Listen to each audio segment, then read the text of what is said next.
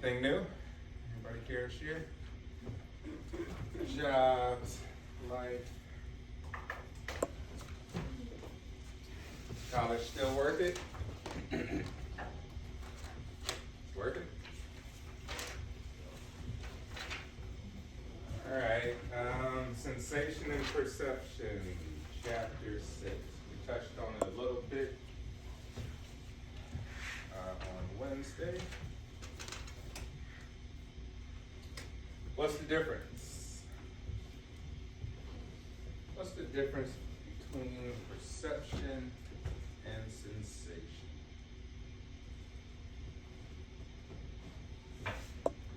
What's the difference? No need for textbook answers, just regular answers. Yes.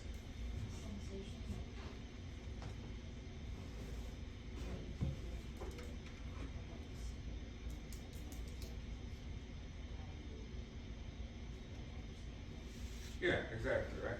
Sensation is dealing with the senses, your sense organs, taking in information from the outside environment. Perception is how you make meaning, interpretation of that. Now we all perceive differently, which means that we all be looking at the same exact object, and we all will interpret it to be a different thing. Anyone ever seen a Rorschach test? Little ink blots? Right? We use those in therapy sometime to see what do people think they see, right? How do they interpret something that they see? Right? Some people are very literal, like it looks like a butterfly, and it's that butterfly. Some people are very, very abstract. They'll get extremely detailed about certain things that they think they see. So we all interpret information differently. But we all do it on the common way. We all have the same mechanisms by which we do it, right? That makes life a little bit common and also distinct as well, too.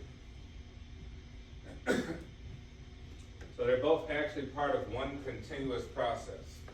You know, it happens they happen together, right?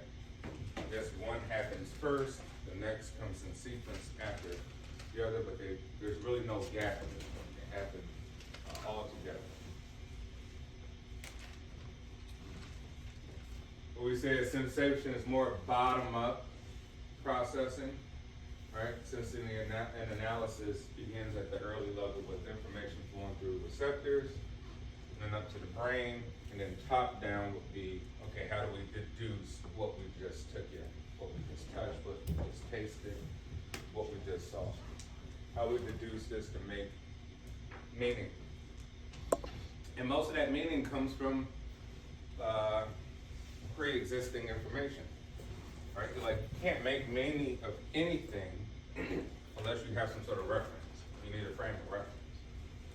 So the things that you've learned previously will dictate what you're going to learn in the present and in the future.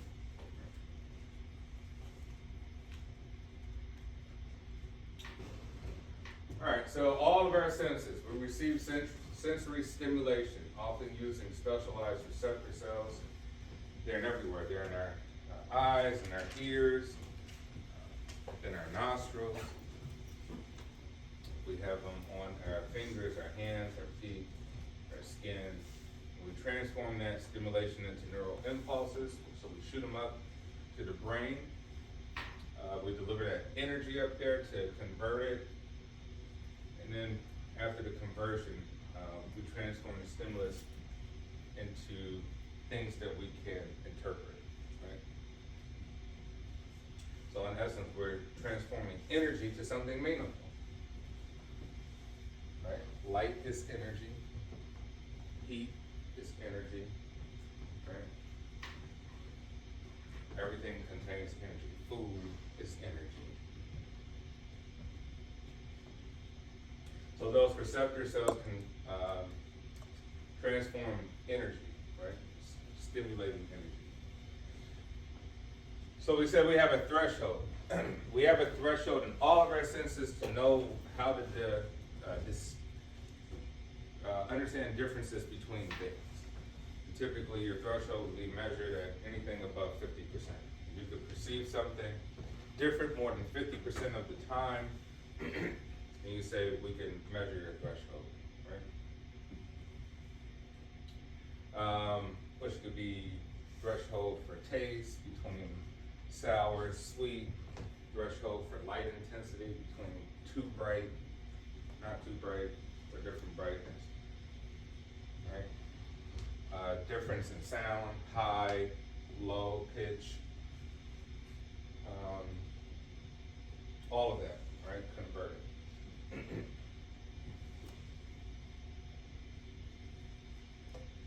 All right, we got signal detection theory, which is what we just talked about with dealing with thresholds, predicts how and when we will detect faint stimulus, signal amidst background stimulation. So obviously there's, if you're looking out into the world, there's constant things happening, and you may have to focus and fix on one particular thing, even though there's things in the background happening, right? So we're able to detect particular signals, differentiate so that we're able to focus on particular things that we want to focus on and we see.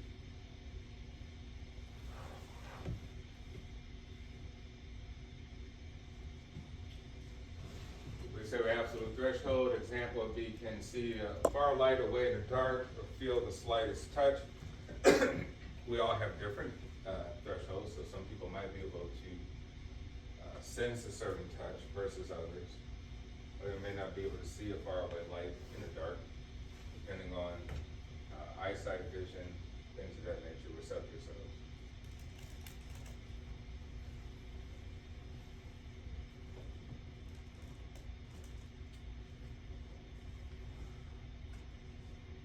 All right, so your difference threshold increases with stimulus size. So for example, here they're using a 5 decibel increase in volume will be noticed at a starting point of 40 decibels, but not at 110 decibels. And these are experienced as just a noticeable difference. Like, where can you notice that something just is slightly different?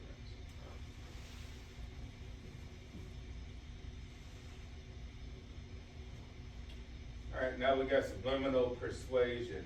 Subliminal stimuli are those that are too weak to detect 50% of the time. They are below the absolute threshold, right? So it'd be anything that we can't detect more than half of the time.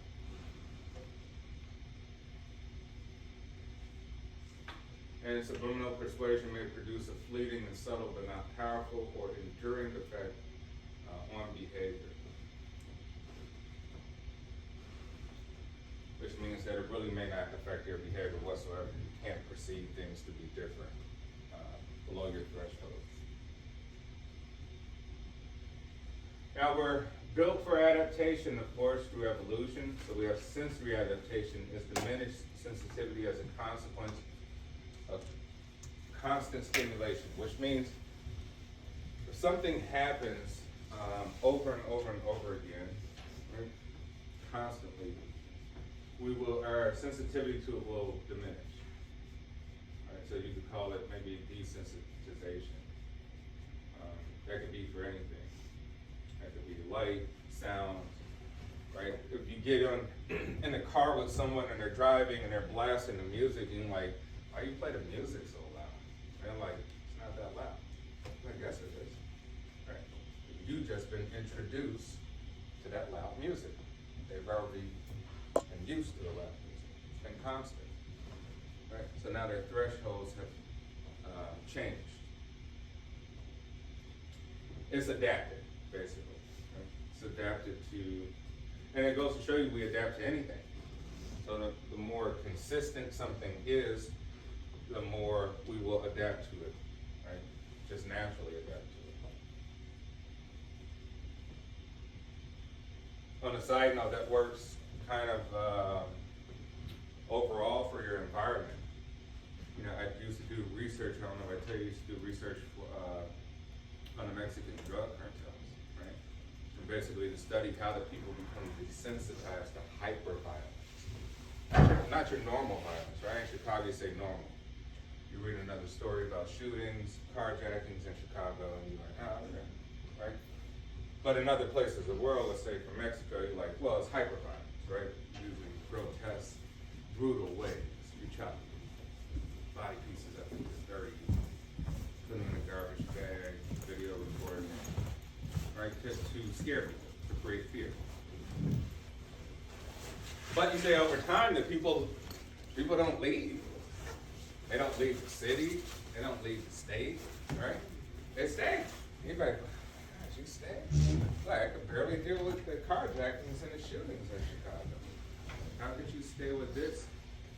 People become desensitized. We adapt, no matter how bad it is, right? Shocking to you may not be shocking to them. You haven't had consistent experience of it. But this happens all over the world for whatever happens. You know, if you talk to people during Nazi Germany, you say, how could you do what you did? And they just say, I was just doing my job. That's it. The answer would be, I was just doing my job. This is just how it is here. So once again, what's new to you may not be new to others. But this is the miraculous part of our body, of our brain, our mind, everything. We adapt. Nature will, in essence, force you to adapt, whether you like it or not. But here we're just talking about sensory adaptation, right? Diminished sensitivity as a consequence of constant stimulation, right? It aids focus by reducing background chatter. The more you observe something, the less the background noise affects you, right? Anything happening in the background. Influences how the world is perceived in a personally useful way. We like consistency, right? Even think beyond the sentences. As a whole, we have a relationship. We don't bond with people unless they're consistent, right? Maybe the argument people have against other people in relationships are like, oh, you're too inconsistent. Therefore, I can't really latch on it, right? Because it has to be more meaningful. Consistency is key. Our sensory receptors are sensitive to novelty, right? To new things. Sensory adaptation even influences how we perceive emotions. Which, you know, if you're exposed to something a lot, your emotions will change on how you feel about that thing. For example, right? Let's say you haven't been used to the new car, right? And then you have this desire to get this particular car. Like, I gotta get it. You're like, if I get it, I'm gonna feel great, right? You desire it. And you get the new car. Let's say it's an awesome car, whatever it is. It's Lamborghini, it's Ferrari, it's Mercedes-Benz, it's whatever it is. Whatever you desire, right? Your original perception, because you haven't experienced it yet, is that you would feel a certain way, and that certain way would probably be constant. You get the car, now you get used to it, you drive around, and after 2 months, you feel less about it. It starts to become just a car. And you have to say like, oh, I gotta maintain it. And other people are like wowed by it, like, wow, you got this. And you're like, yeah, I got this. You get what I'm saying? So what's new to people presents a stimulus. Wow, right? If you've had it a long time, it doesn't matter to you, right? You're used to it. And that goes for anything. Like as a person who's, I guess, been able to like travel and buy cool stuff, you realize all that stuff it wears off after time. And then you learn about things wear off. So don't give it too much impulse or desire. That's wisdom, I guess, just learning through experience. Don't give anything too much desire, because it will wear off.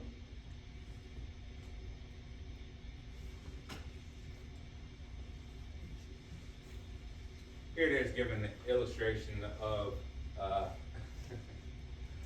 emotion adaptation, right? We just changed from this state of saying maybe a bit angered, right?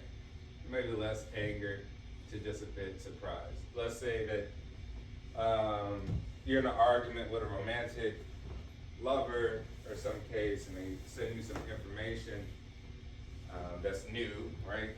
Maybe they cheated, right?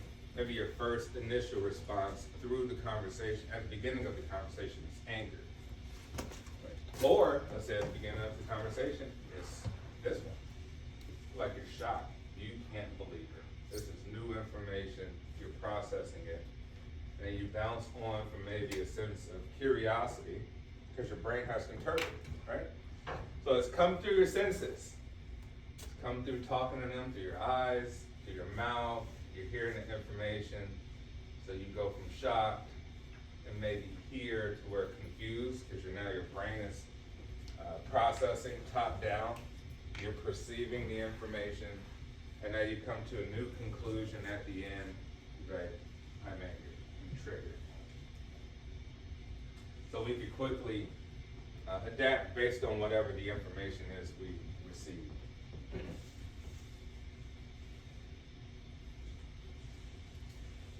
All right, so we all have perceptual sets, mental tendencies and assumptions that affect top down, what we hear, taste, feel, and see. We all have these assumptions about things based on previous experience or knowledge or information about those things. So we all come with our assumptions, which means we all have inherent bias, right? We may have some sort of bias about everything because of our assumptions. We need more information about the thing to come to some sort of truth about it. So perceptual set would be those tendencies to assume about things based on what we've heard previously. Right? So schemas, organize and interpret. We talked about schemas, which is basically the brain's way of organizing and interpreting information through your experience. And then your pre-existing schemas, like how you previously organized and interpreted things similar to what you're either seeing or hearing or talking about or trying to interpret. And here they say including gender stereotypes, but it just includes any sort of bias about something based on pre-existing experience and knowledge.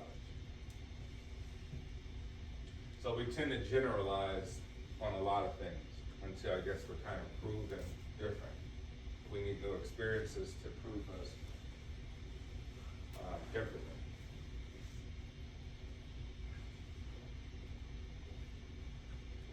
Any questions so far?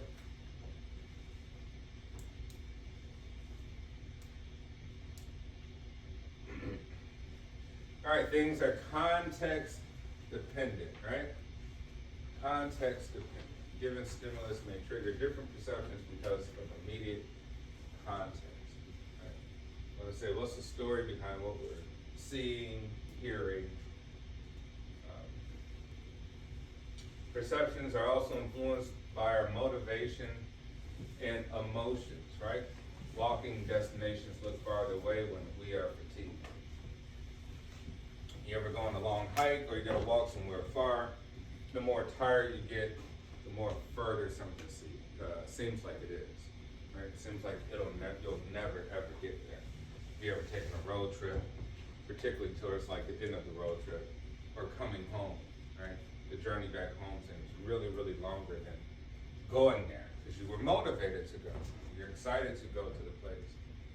But coming home after everything is done, you may not be so happy to come home. You just experience all this motivation from getting to the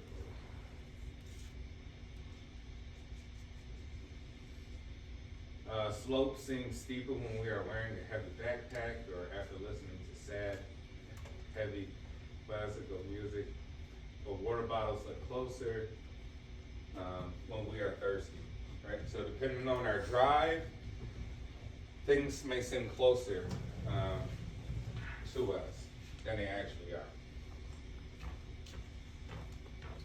Emotions and motives also influence our social perception. So we have these cognitive biases, which we say, man, I want to believe that things are this way. I believe things are this way. Why do you believe things are this way? Because really you're motivated to believe things are that way. When you come to find out that things aren't that way, you may still struggle. and say, I can't believe things are not this way. They're not as they seem for this particular thing. All right, so we have those cognitive biases. We want things to be this way based on how we were raised or what our motives are.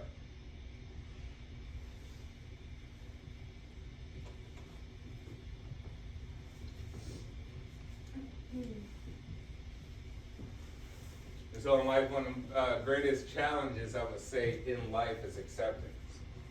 Like asking yourself, okay, if things don't happen the way I thought they should happen, how much anxiety or stress or anger will I have, right? College doesn't work out the way I think it will work out or thought it would work out. You know, how destroyed will I feel? How much will that impact my life? Will I be able to move on? Will I accept it? Like, anything. If someone breaks up with you, right? What is your ability to move on and accept the fact? All right, we'll get into light energy in eye structures, right? So our eye is human beings are mostly visual over any other sense, over touch, over taste, over sound. We're primarily visual because our initial impressions of things typically come from sight. Right? Even when we hear music, we still visualize the mental concepts of what the music is saying to us. Right? We create stories in our mind about what the music kind of says. So wavelength, distance from the peak of one light wave or sound wave to the peak of the next. That's right. Wavelengths come in frequencies. You have the length of the wavelength, you have how high it is, the amplitude of it. And this will primarily dictate on the intensity of which we see things, right? The detail of which we see things. Think of the sun. The sun is white light. If you don't perceive it as white, you perceive it as orange or yellow, because it goes through, the light scatters through the atmosphere, and we pick it up through those wavelengths, and we create different visual perception of it. So the intensity, right, amount of energy in a light wave or sound wave, which influences what we perceive as brightness or loudness, right? And hue, dimension of color that is determined by the wavelength of light, which we know as color names blue, green, and so forth. We'll talk about rods and cones, but we primarily in our eye have red, green, and blue perceptors.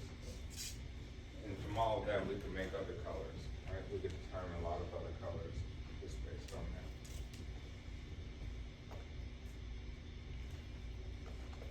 All right, what is seen as light is only a thin slice of the broad spectrum of electromagnetic energy, right? Photons, light is electromagnetic energy. We as human beings can only see on a certain spectrum of that, which we will call visible light. Right? This invisible light, coming from gamma rays, X-rays, the sun exudes all of this, yet we don't see that stuff. We only see what we would call visible light. So that's the portion visible to humans extend from the shorter waves of blue, violet light to the longer waves of red light. Or other organisms are sensitive to different portions of the spectrum. Bees, for instance, cannot see what we perceive as red, but can see ultraviolet light, right? So different animals and species of organisms see different things that we see, right? Primarily we say dogs are kind of colorblind. Right? The dogs don't see color the way we see. But they have that for their own reasons, for their survival.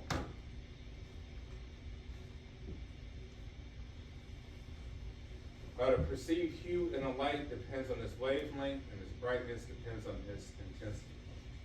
Everything comes through a prism in our visible spectrum. All right, so white light comes in from the sun. let's just say.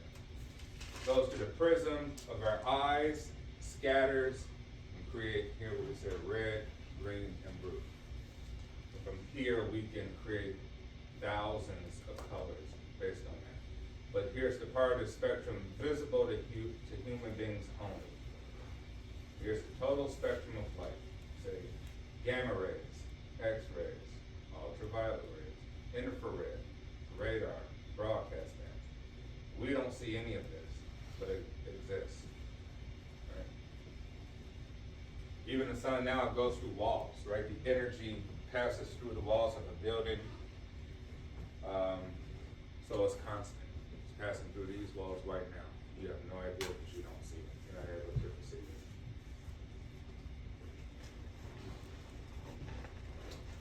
All right, short wavelengths are high frequency equal bluish colors. Long wavelength, low frequencies equal reddish colors. And here's the amplitude we talked about, which is really the height of these waves. Those are for bright colors, intense colors. The small amplitude creates dull colors. It all depends on the wave type, the properties of the wave. All right, in your eye, your cornea, the portion of the eye through which light passes to the pupil and lens and is bent to help provide focus. We have our pupil, the small adjustable opening through which the light then passes. You have your iris, colored muscle surrounding the pupil that controls the size. So the iris is your colored part of your eye. And we all have different colored eyes, but we all have brown filaments in them. Even if they're red, even if your eyes are green, blue, gray, anything of the sort. You look really closely, you still have little brown filaments. And so that iris controls the pupil, right? And it makes it small. And that's why if you're on drugs, if you're on cocaine, you have dilated pupils, right? It opens up and allows a lot of information, maybe too much information to where you can't see anymore. So you're stumbling as you walk, you can't drive. This happens too when you drink alcohol.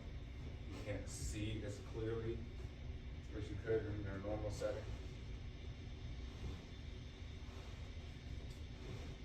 And your lens focuses incoming light and rays onto an image on the retina, on the eyeball sensitive inner surface. So the thing with a lens is just like the camera lens. It's just for focusing the light to produce an image.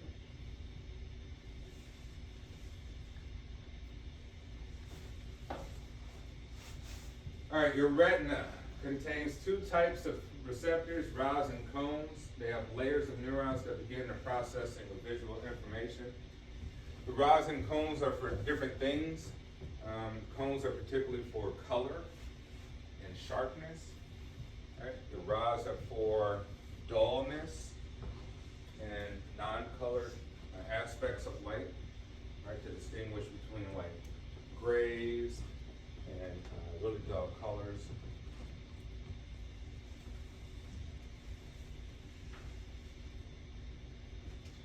Any accommodation is the process by which the eye's lenses change shape to focus near or far objects on the retina, which we describe almost like your camera on your phone. It's just for zooming.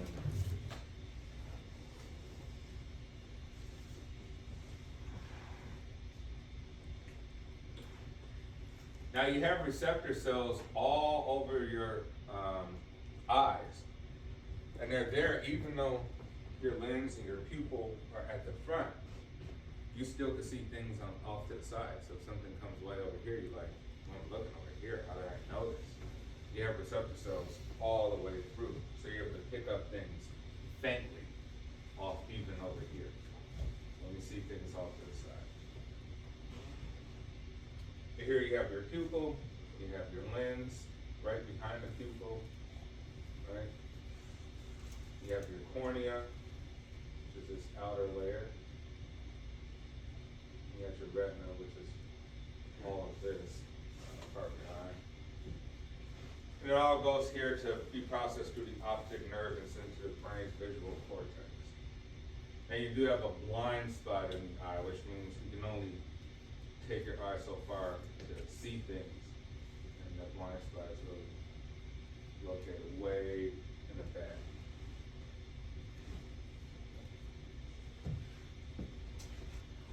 Eye-brain pathway. So your light energy particles trigger chemical reactions in receptor cells, rods and cones that form an outer layer of cells on the retina at the back of the eye. We say rods are looking for, detect black, white, and gray, sensitive to movement. So rods are responsible for looking at things that move and necessary for peripheral and twilight vision. So rods are for really night vision. You can't pick up too many colors in the dark. That's why your cones don't really work that much in the dark, because you can't pick up, but you need your rods to be really good. And cones function in daylight or well-lit conditions and detect fine detail and color. Here they're giving examples of what the rods and cones look like, but in honestly, they kind of look both the same. It's just that the rods are a little bit more narrow looking, the cones are a little bit more bulbous. So here, light entering the eye triggers chemical reactions in rods and cones at the back of the retina. Right? We'll use them for these bipolar cells and ganglion cells. The chemical reaction in turn activates those cells. And then it goes to the visual cortex via the thalamus to make sense and interpret the information of what you're seeing.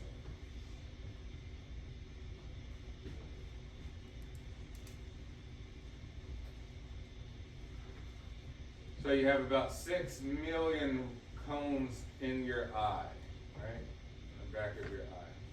You got about 120 million rods, which means that we can see a lot of color, even though we only have that small visual spectrum of light between the veins.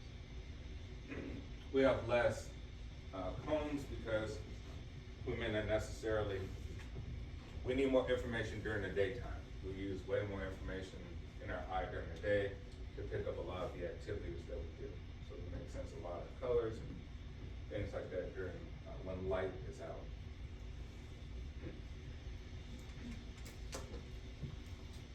And the optic nerve carries neural impulses from the eye to the brain. That's that large nerve we just saw in the back of the eye. And then that blind spot, the point at which the optic nerve leaves the eye, where no receptor cells are located. And then we have the fovea, which is the central focal point in the retina around which the eye's cones cluster, and that's for focus.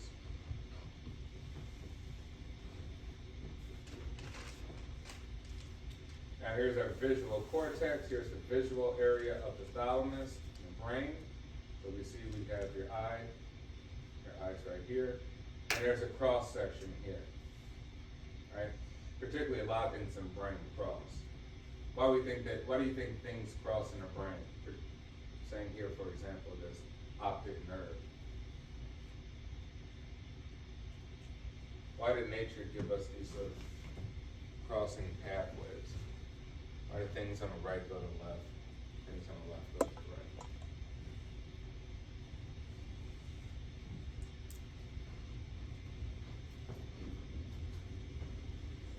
right. Right? It's sort of a backup system. In case something bad happens, we're always going to be able to compensate on the other side somehow.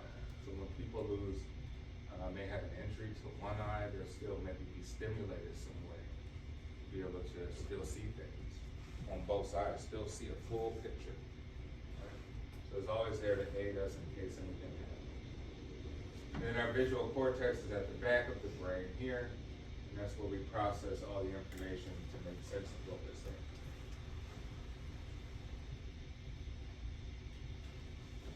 What time is it? Okay.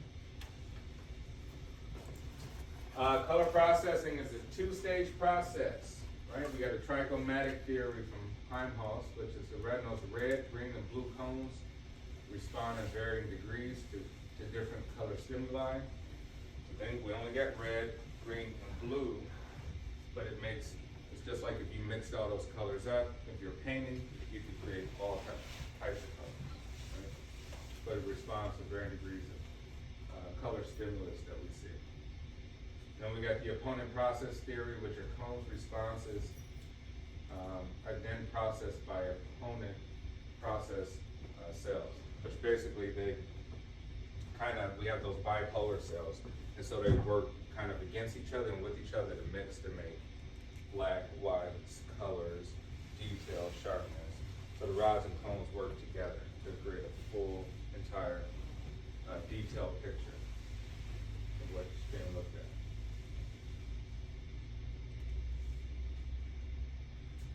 And we have specialized nerve cells in the brain that respond to specific features of stimulus such as shape, angle, and movement. So those are called feature detectors.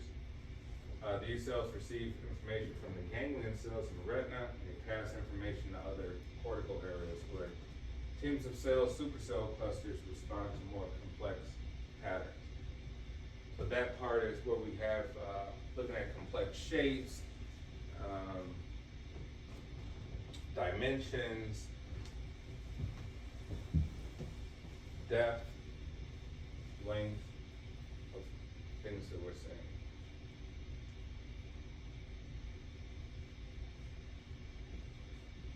All right, parallel processing, the brain's ability to do many things at once. So we're not just looking at things and that's the only thing we're focusing on. We're doing other things as well too, right? So visual seeing is first divided into subdimensions, and perceptions are constructed by integrating separate but parallel subdimensions. Here we say, here we're looking not at just one thing, which is just the flight of the bird, when you see the bird in motion. We're also looking at the form of the bird, the shape, right? We're looking at the depth of the bird. And you're also looking at the color of the bird. So we have this process by which we don't focus on one particular thing. We look at all things at once to form a picture, an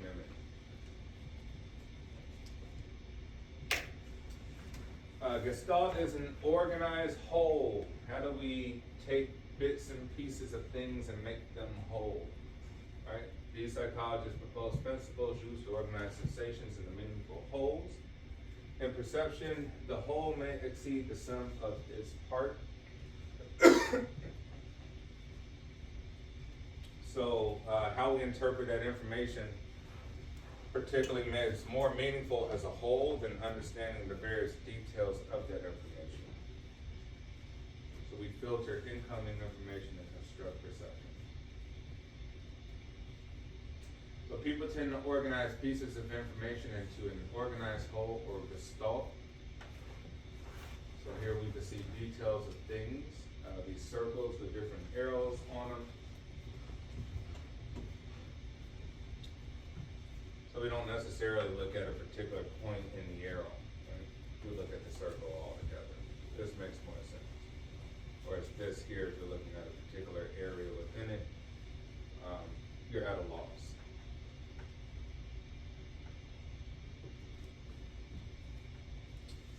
And we got figure ground, the organization of the visual field into objects, figures that stand out from their surroundings. So here we get to see, what do you see here? Do you see two faces, or do you see this shape, which can look like maybe a face or a candle? Right? Do you see this, or do you see two human faces looking at you? Maybe you see both the focus.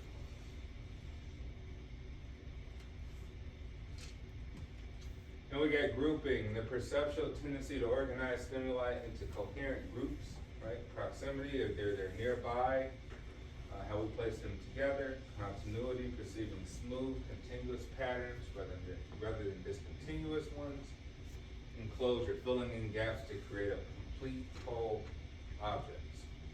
So when we see things that have gaps, we still fill them in our minds in order to create a whole entire picture of something, even though it may seem like there's a void.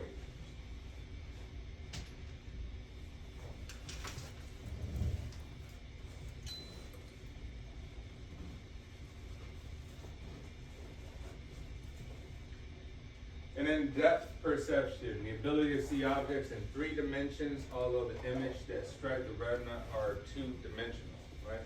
Which allows us to judge distance, which is present at least in part at birth in humans and other animals. So even as babies, we're able to perceive depth, 3-dimensional objects, how far away they are, not just how tall they are and how wide they are.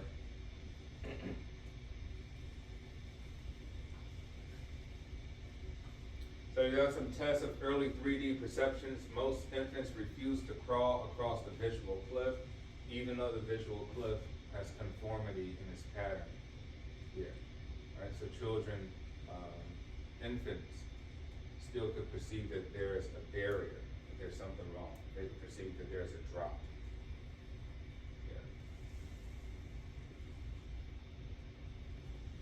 Crawling, no matter when it begins, seems to increase in infants' fear or height.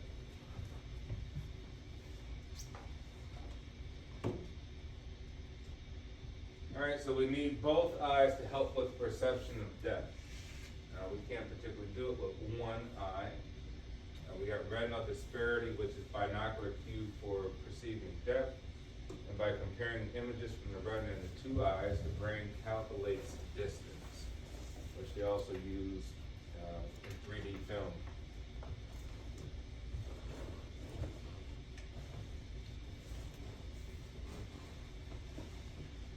What can we do with just monocular cue, just one eye, right? Depth cues such as interposition or linear perspective available to either eye alone, which is relative height, relative side, interposition, linear perspective, lights and shadows, relative motion movement, and motion perception. All right, I think I'll end off here. Important, not the most interesting of understanding the details of how we just, take in all this information through our eyes. Any questions?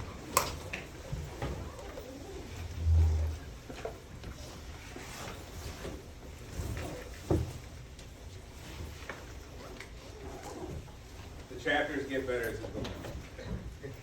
Because we'll start talking about personality and disorders and stuff like this. This one's a little challenging.